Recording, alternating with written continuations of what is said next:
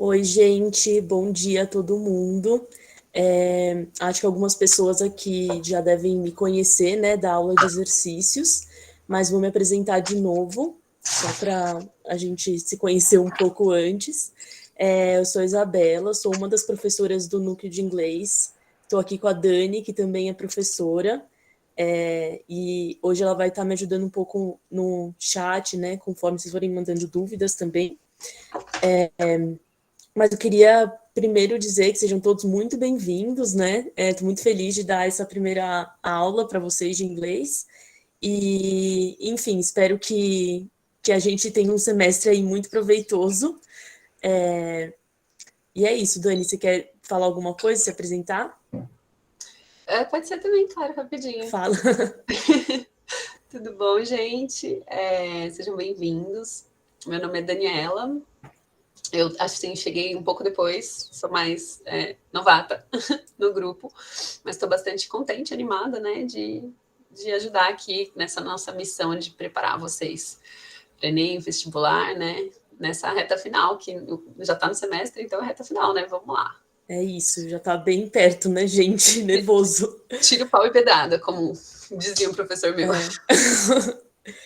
Mas então, gente, sempre que vocês tiverem alguma dúvida, alguma questão, vocês podem abrir o microfone e perguntar, ou então mandar escrito mesmo.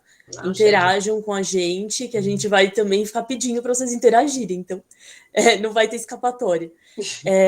Gente, a gente, inclusive, já colocamos no Classroom uns materiais complementares referentes à aula de hoje, então vocês depois deem uma olhadinha, que, enfim, é importante, né, para vocês depois acessarem quando estiverem fazendo exercício, e também já deixamos lá uma lista de exercícios para vocês irem fazendo durante a semana, referente também ao que a gente vai ter na aula de hoje, tá bom? Só para já deixar avisado. Vou apresentar aqui, então, para a gente começar. Aqui.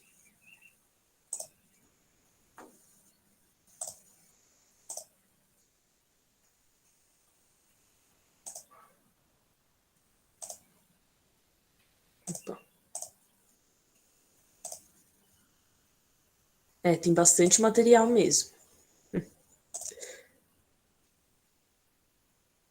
Bom, tá todo mundo já vendo, né? Então, vamos lá. Gente, a gente queria começar essa primeira aula de vocês aqui no cursinho com uma discussão. Por que a gente tem que aprender inglês, né? Por que a gente está aqui num cursinho estudando inglês para o vestibular? Por que é essa língua que a gente tem que estudar na escola para passar nas provas de vestibular? Por que colocam inglês nas provas de vestibular? Alguém aí tem alguma ideia do porquê que a gente estuda inglês?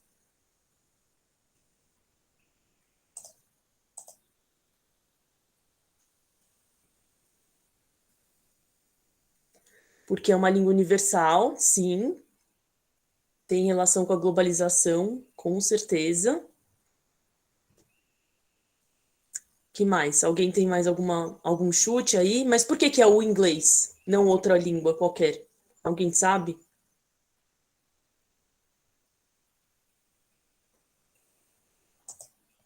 Por que a gente não aprende, por exemplo, português? Por que o português não é a língua que o mundo inteiro tem que aprender? E é o inglês?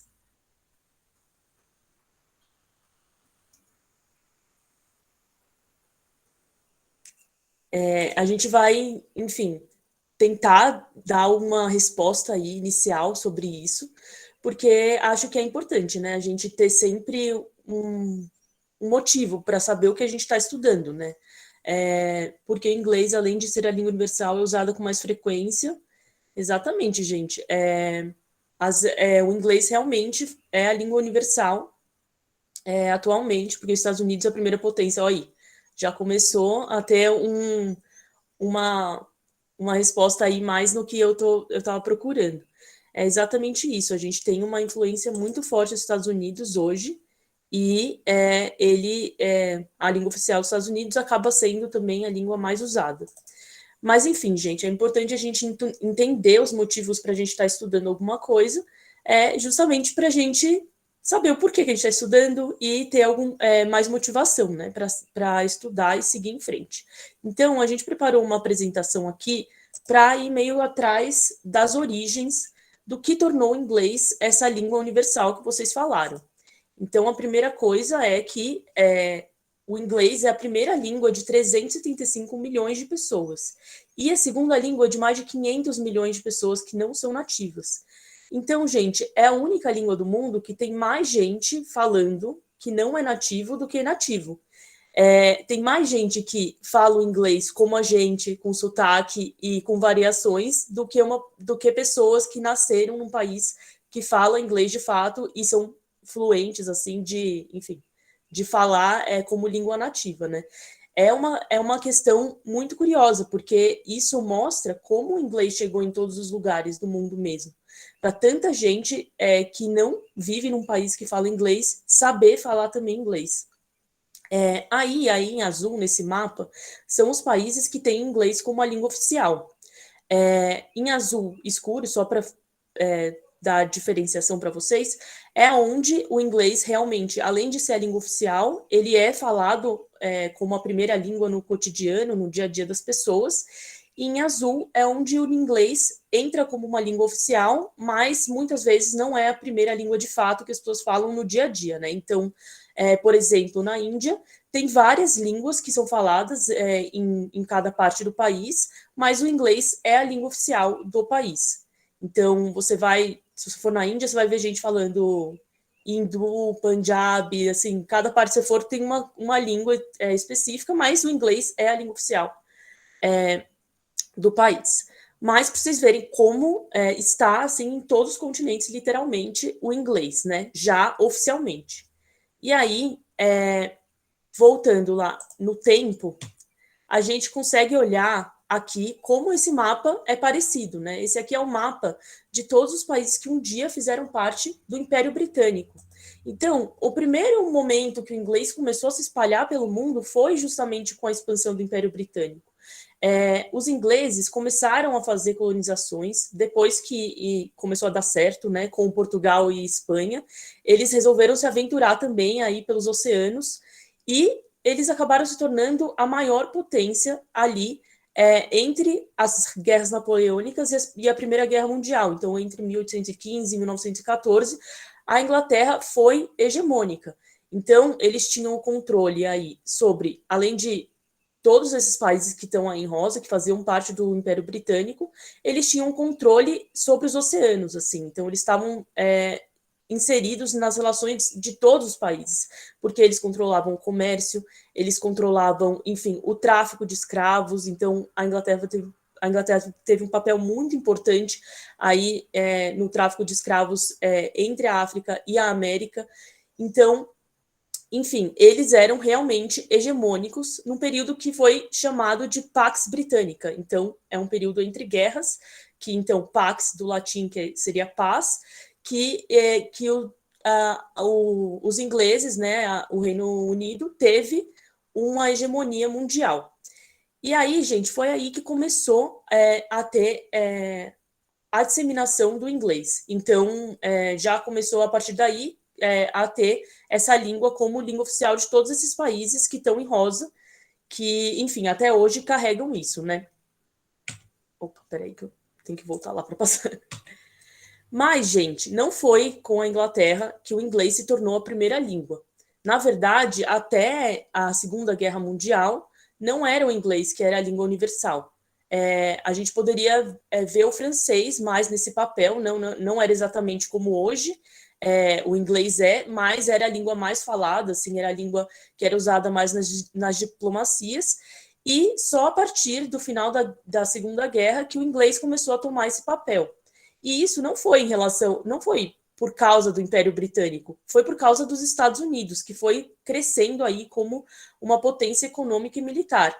Então, a partir do final da Segunda Guerra, teve o início a Guerra Fria. E aí, os Estados Unidos, assim como a União Soviética, começaram a expandir a sua influência por todos os outros países do mundo. E ele não fazia isso apenas com um domínio econômico, mas fazia muito, né, com o domínio militar. Então a gente sabe que, por exemplo, aqui na América Latina, a gente teve vários golpes militares financiados e arquitetados pelos Estados Unidos, inclusive o do Brasil, né, o da Argentina, o do Chile. Mas, além disso, né, com certeza, eles usaram muito a influência cultural deles para conseguir depositar aí a sua, enfim, a sua hegemonia, né? Então, a gente vê isso muito claramente pela influência musical, pela influência da televisão e principalmente pelo cinema. Então, foi uma coisa, gente, que foi criado esse objetivo de vida que seria se igualar, né, chegar a um modo de viver americano, que seria aí o modo de viver ideal. Então, todo mundo começou a ter um olhar para a vida dos Estados Unidos como a vida mais desejada. Então, assim, isso tudo foi um conceito criado, né, que inclusive foi chamado de American Way of Life. Exatamente, a Dani escreveu aí. Que foi criado esse conceito dentro dos próprios Estados Unidos para criar um sentimento forte de nacionalismo e para imprimir isso sobre as outras culturas. E isso é passado constantemente na produção cultural dos Estados Unidos. Então, a gente vê todos os filmes americanos que a gente assiste, a gente consegue entender muito bem como que o dia a dia de um americano. A gente sabe, uma pessoa, nós brasileiros, sabemos exatamente como que é um high school americano, como que é uma escola de ensino médio, porque a gente já viu isso diversas vezes, em vários filmes, em várias séries, e enquanto isso, duvido, assim, que um americano saiba como funciona uma escola no Brasil ou em qualquer outra parte do mundo. Eles não têm essa noção, porque os outros países não são hegemônicos culturalmente como eles, né? Então, isso é uma questão muito importante para a gente colocar qual é a primeira potência mundial. Então, hoje a gente vê assim que tem outros países que estão crescendo muito economicamente e militarmente. E a gente está até questionando aí, Estados Unidos é realmente a única potência mundial hoje? Não é, entendeu? E ele é a primeira potência, vai ser por quanto tempo? Não sei, pode ser que ele já esteja aí num processo de cair, né, de decadência. A gente vê a China crescendo muito economicamente, sendo parceira, a primeira parceira econômica de muitos países no mundo, inclusive a grande maioria é a primeira parceira econômica do Brasil, inclusive, mas a gente ainda não vê esse poderio assim cultural da China sobre o resto do mundo. E isso é uma coisa que eu penso que vai ser muito difícil assim de ser desconstruída, assim, porque a gente tem aqui no Ocidente uma visão muito já moldada pela cultura norte-americana.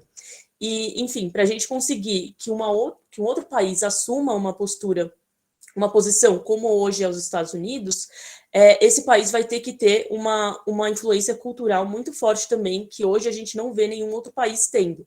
Então, a gente só vai ver essa mudança realmente acontecer, na minha opinião, quando, por exemplo, a China começar a fazer filmes que todo mundo vai assistir, música que todo mundo vai ouvir, e isso seja uma referência, assim, na vida das pessoas de outros países. Então, por enquanto, a gente ainda está muito voltado aí para a cultura dos Estados Unidos, e o inglês acaba entrando aí, né? Então, a gente tem a língua inglesa como essa língua aí mais, enfim, oficial, assim, do mundo, né?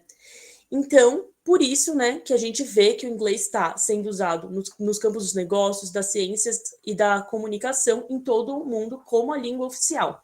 E no Brasil, isso não é diferente, inclusive o inglês é obrigatório em todas as escolas e ele aparece em todos os vestibulares.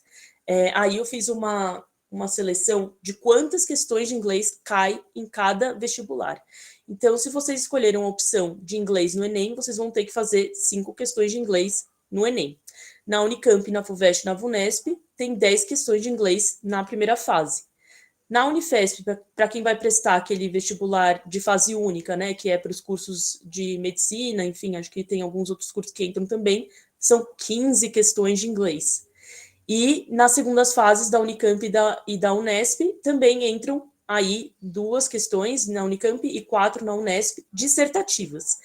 Então, o inglês tem aí uma importância bem grande no vestibular também, justamente porque a gente sabe, né, que, enfim, existe uma grande desigualdade entre os estudantes que estudam em escola pública, né, que é a grande maioria dos estudantes do nosso cursinho, e os estudantes que estudam em escola particular.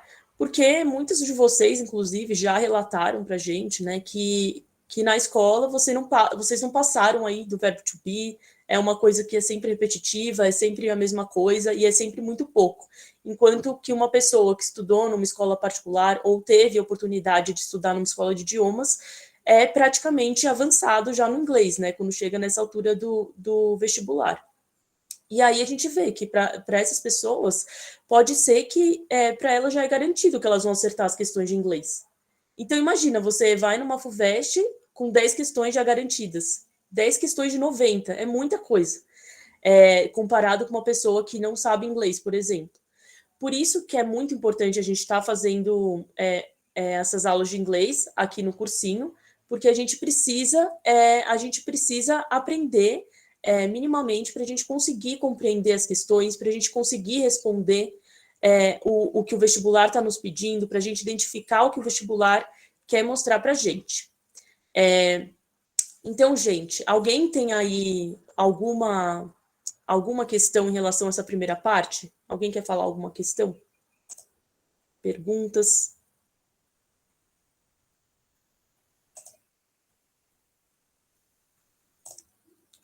Gente, realmente, a gente... Aqui. Você vai aprender sim, fica tranquila que a gente está aqui para ensinar mesmo. Olha aí. E tem gente que aprende sozinho, enfim. É uma situação crítica, né?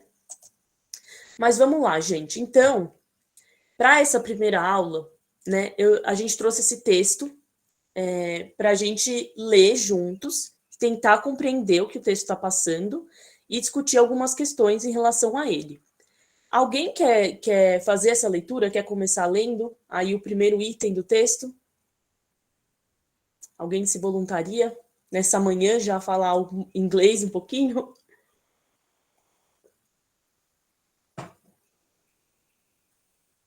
Pode falar, então, se você quiser abrir o microfone e ler. O texto o título, né? Basic Protective Measures. Opa, tá ligado o microfone. Deixa eu abrir aqui. Abriu, né? Deixa eu tentar então ler aqui. Pode ler, vai lá. Vou ler errado, mas tudo bem. Wash your hands frequently, regularly, and thoroughly clean your hand with also gel or wash their wish soap. And wash. Why? Wash your hand with soap and wash also get real virus that way be your hand. Mind social distance. Mind alert I metric I feet distance beauty use and your wash is coach is sneeze. Why? When someone coach or sneeze, they spray smell liquid directly from their nose, almost which way contact with. If you are too close, you can breach and debris.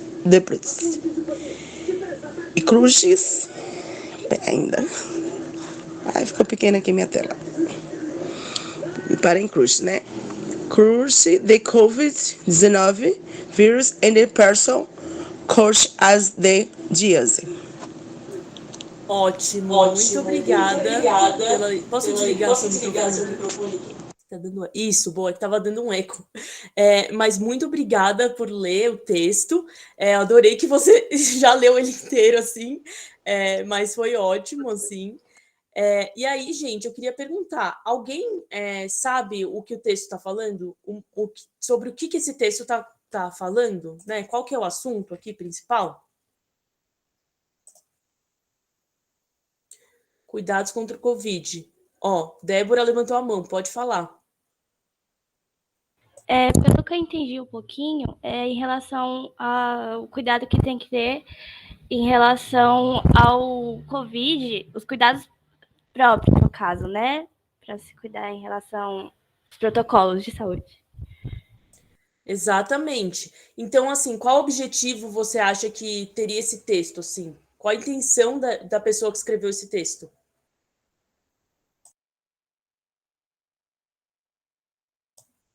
Seria tipo uma intenção de informar, exatamente, o Caio colocou, informar, orientar as pessoas, né, sobre alguns dos protocolos. E vocês acham que vocês poderiam ler um texto parecido com esse em quais lugares, assim? Aonde vocês veriam um texto como esse?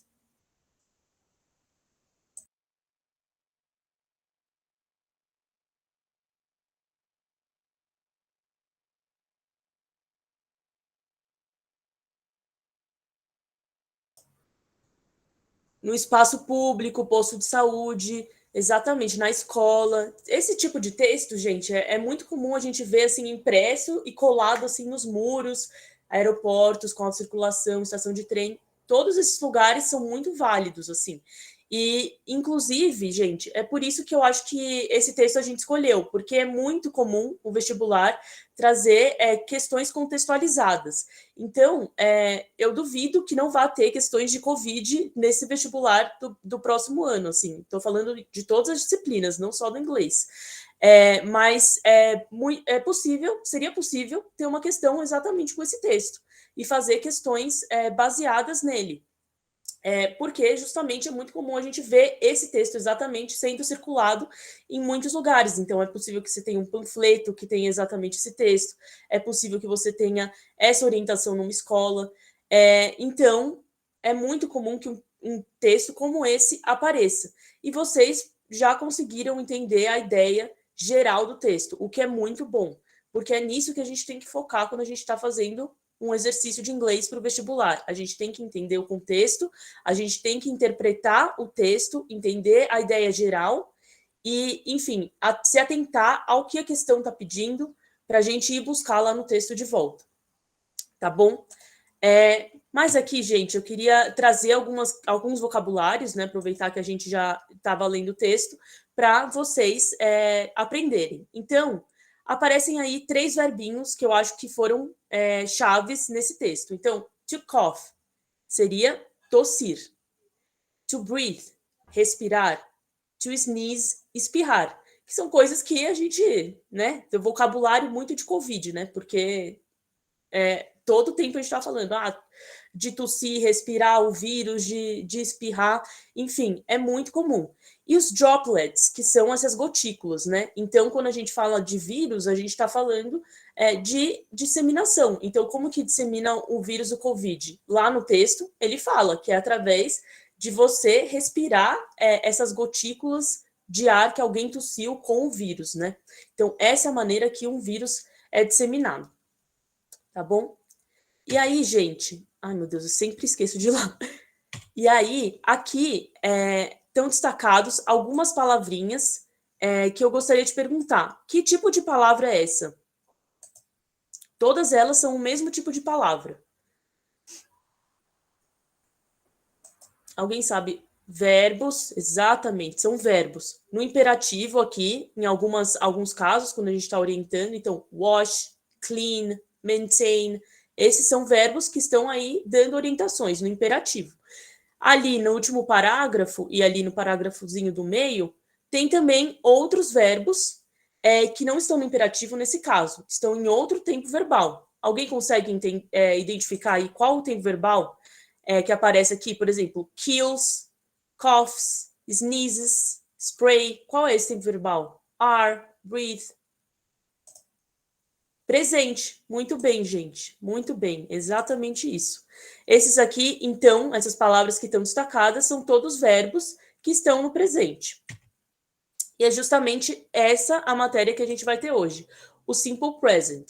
A gente vai aprender esse tempo, que é o mais comum, né, que a gente fala o tempo inteiro, que é um tempo que justamente serve para descrever ações regulares, que se repetem, fatos. Então, a água ferve a 100 graus. A 100 graus, isso é um fato. Water boils at 100 degrees Celsius. É um fato. Então, a gente está usando aí o simple present. Hábitos e verdades. E aí, aqui, eu trouxe aqui os nossos pronomes, né? Então, gente, a gente tem um material só sobre pronomes, que eu já coloquei lá no Classroom, mas aqui são os pronomes que a gente usa frequentemente. Então, I, eu, you, você, he, ele, she, ela, it, que é um pronome que não tem tradução para o português, mas se refere a coisas, situações, we, nós, you de novo, só que aqui é no plural, vocês, e they, eles. E aqui um exemplo de um verbo no simple present, o make. Para vocês verem, gente, a conjugação de um verbo no simple present no inglês é muito fácil, é muito simples. Se você for comparar com como a gente conjuga no português, o inglês é assim, baba, né? Piece of cake, porque só muda 3 pessoas, o he, o she e o it, que são essa terceira pessoa do singular. A gente acrescenta uma regra geral, um S no final da palavra, e a conjugação já está feita para essas 3 pessoas. As outras pessoas é tudo igual. I make, you make, we make, they make, tudo a mesma coisa. Parece que até é um robô falando. Eu fazer, você fazer, nós fazer, seria assim, literalmente a tradução, né?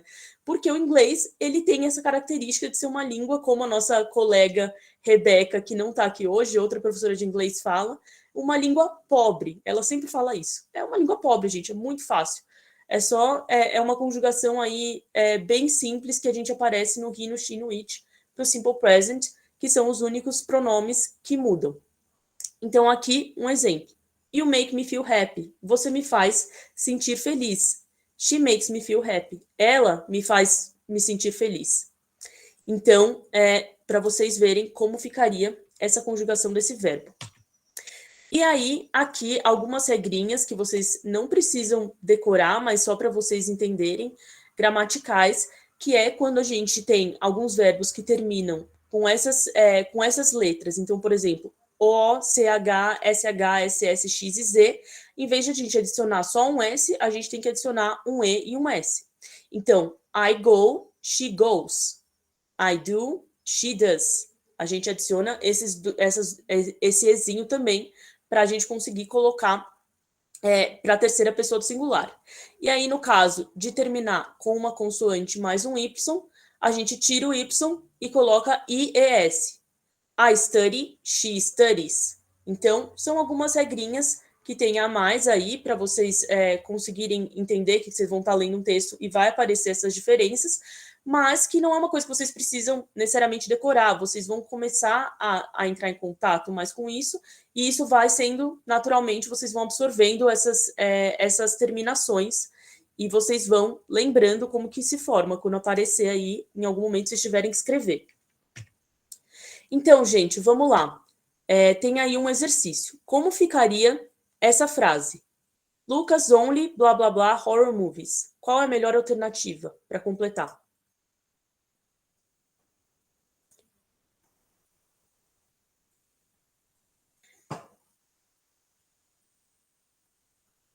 Mais gente tem para responder ou só o Matheus e a Nicole?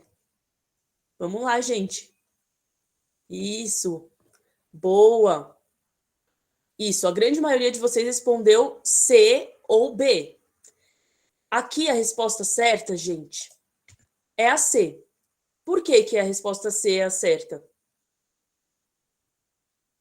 Porque o verbo watch, ali no infinitivo, termina com CH. Ele entra justamente naquela regrinha que eu acabei de explicar. A gente precisa adicionar um E além do S. Então fica Lucas only watches horror movies.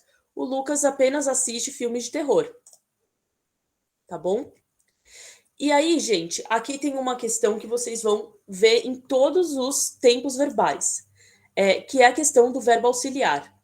No inglês, a gente tem uma situação que é a seguinte: os verbos, por si só, não conseguem perguntar ou negar coisas. Então, a gente chama ele de verbos fracos. Eles precisam de um auxílio desse outro verbo, que é o do, ou does, para he, she, it, para conseguirem formular perguntas, para conseguirem formular respostas negando. Então, enquanto em português eu falo eu não gosto, no inglês a gente precisa adicionar esse verbo do para falar I don't like, eu não gosto. Então, seria o do mais o not. Eu não posso usar simplesmente o not.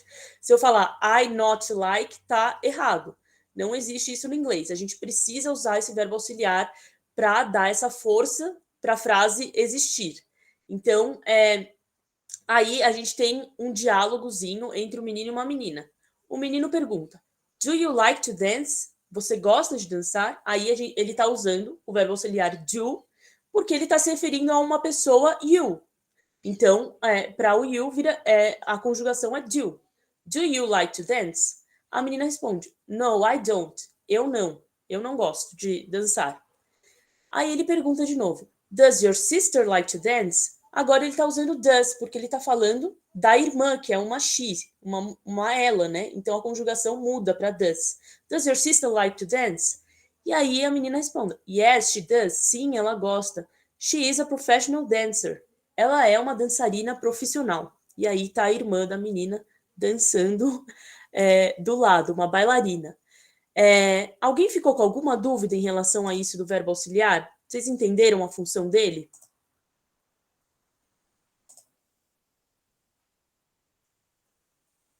Entendeu? Ótimo, Manu. Qualquer dúvida que vocês tiverem, vocês, por favor, escrevam aí ou abram o microfone. E aí, aqui alguns exemplos de como ficaria uma frase no negativo. Então, enquanto no afirmativo eu falo I make, no negativo eu falo I don't make. Então, eu faço, eu não faço. Eu preciso aí usar o do mais o not, que é essa contração, o don't, para virar uma frase no negativo. Inclusive aqui, ó, gente, em cima, tá escrito aqui nesse quadradinho laranja. Do mais not vira don't, e does mais not vira doesn't. Então, você vai ver muito o don't e o doesn't. Você praticamente não usa I do not. É muito raro, assim, você ver numa frase, é muito mais comum falar don't e doesn't, tá bom? Então, aqui, continuando. Os exemplos. I don't like to drink soda. He doesn't play the piano. They don't watch movies together. Então, isso tudo vira dessa forma, de acordo com cada pronome que você está usando. Agora, prestem atenção, gente. Quando a gente usa o does e o do, a gente já está cumprindo a função de falar qual é a conjugação que a gente está usando.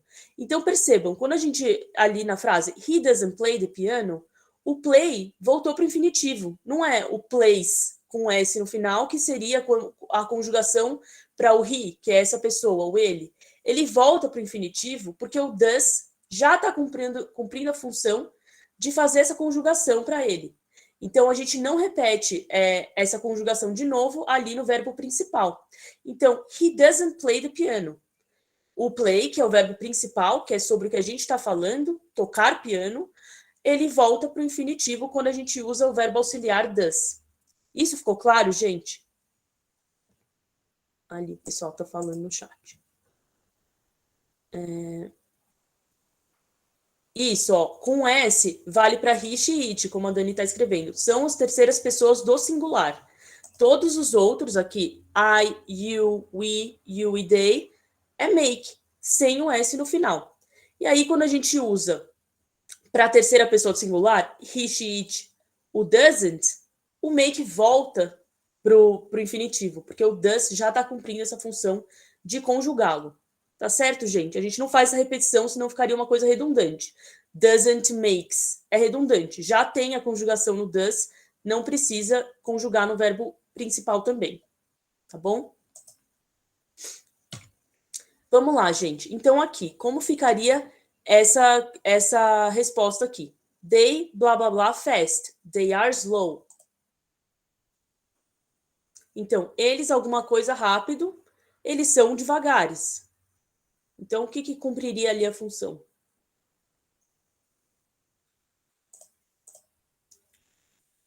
Muito que bem, gente. A, they don't run fast, they are slow. Eles não correm rápido, eles são devagares. Aqui a gente está usando o don't, porque a gente está falando do they, que são eles. E essa é a conjugação para esse grupo de pessoas, né? Esse pronome.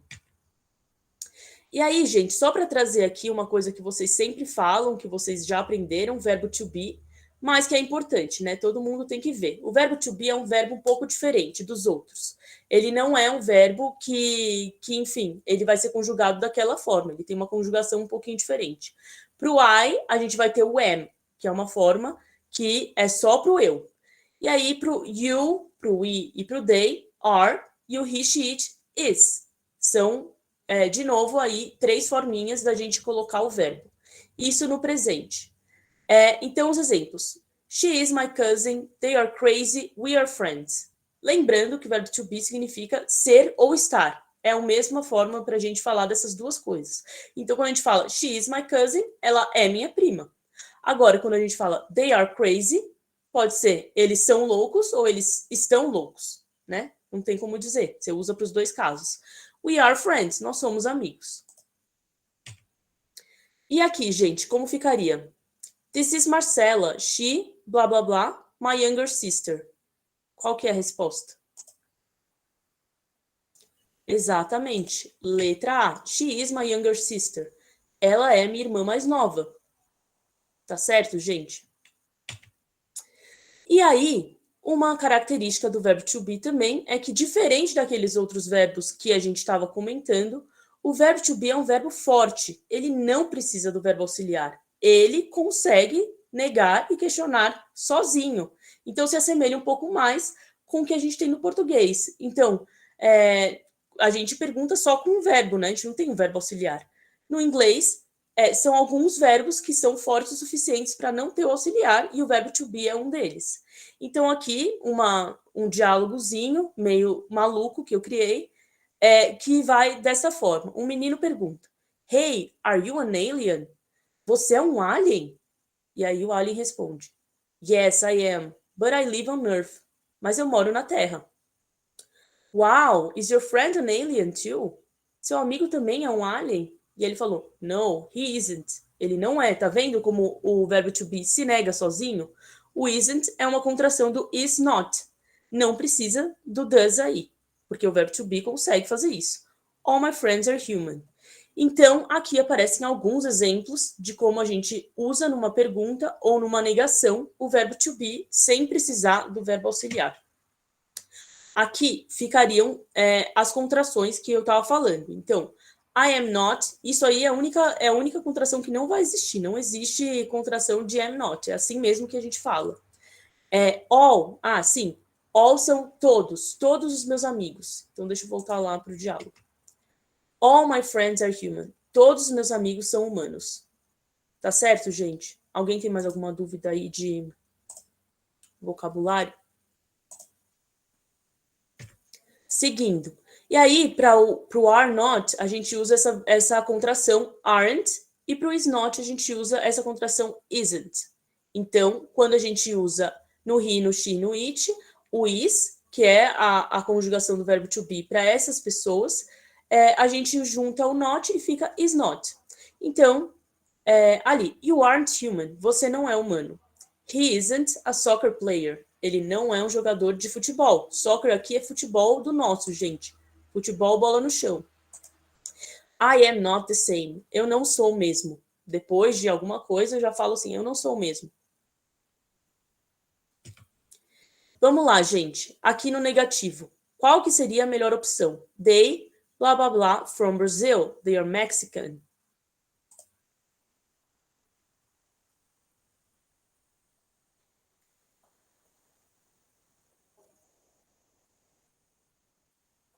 Isso, pessoal. They aren't from Brazil. Conjugação do are mais o not, porque a gente está falando aí de um pronome they. Opa, peraí. Ai, gente, acabou aqui a apresentação. Peraí. Exatamente, gente, era isso mesmo. Eu já estava empolgada passando o slide e a apresentação acabou.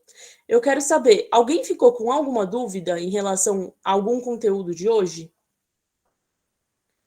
Que a aula já, inclusive, também está acabando. O tempo já deu também.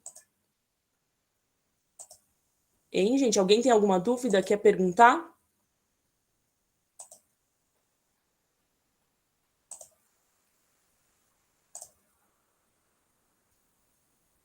Nenhuma dúvida. Bom, gente, então, lembrando que a gente... Deixa eu parar de apresentar aqui.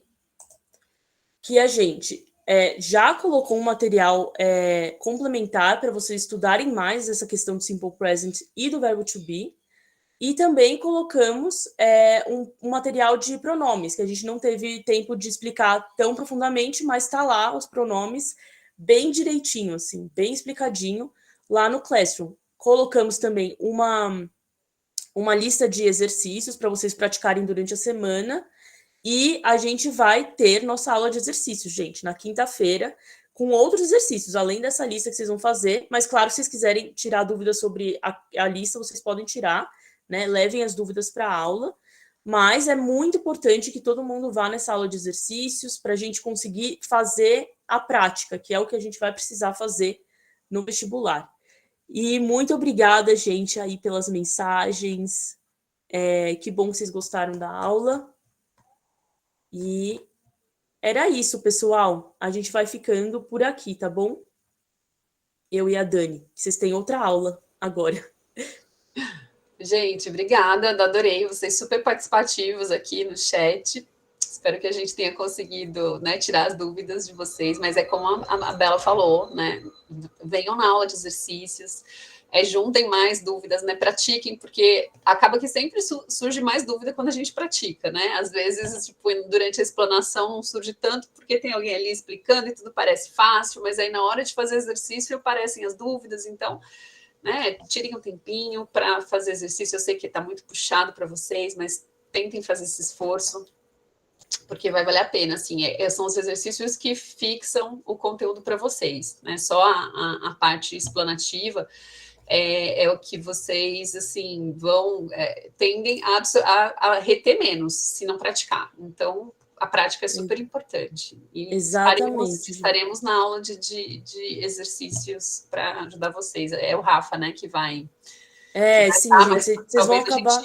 ajude também, né? Vocês vão acabar conhecendo outros professores ao longo do tempo, que hoje só veio eu e a Dani, mas tem outros professores também no núcleo de inglês. E aí vocês vão conhecendo. Mas outra coisa que eu esqueci de falar, que eu acho que é importante, é que aqui nas aulas do cursinho a gente vai focar muito na interpretação de texto, na leitura, nessas questões gramaticais, que é o que vocês mais precisam aprender para o vestibular.